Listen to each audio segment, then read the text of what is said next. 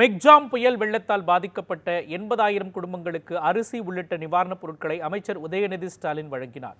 வெள்ளத்தால் பாதிக்கப்பட்ட சென்னை அண்ணாநகர் சட்டமன்ற தொகுதிக்குட்பட்ட பகுதிகளில் கடந்த 4ஆம் தேதி முதல் தற்பொழுது வரை 60,000 மக்களுக்கு உணவு, பால் மற்றும் 2,000 லிட்டர் தண்ணீர் உள்ளிட்டவற்றை அண்ணாநகர் தொகுதி எம்எல்ஏ எம்.கே. மோகன் வழங்கியுள்ளார். இந்த நிலையில் 80,000 குடும்பங்களுக்கு நிவாரணப் பொருட்கள் வழங்கும் நிகழ்ச்சி அண்ணாநகர் சட்டமன்ற அலுவலகத்தில் நடைபெற்றது.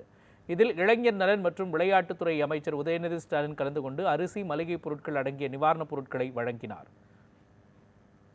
மக்கள் நலன் கருதி தூய்மை பணிக்காக தமது சொந்த நிதியிலிருந்து 30 லாரிகள் மற்றும் 20 சுத்திகரிப்பு எந்திரங்களை கொண்டு அண்ணாநகர் தொகுதிக்குட்பட்ட பகுதிகளில் தேங்கியிருந்த கழிவுகளை அகற்றியதாக திமுக தகவல் தொழில்நுட்ப அணி துணை செயலாளர் கார்த்திக் மோகன் தெரிவித்துள்ளார்.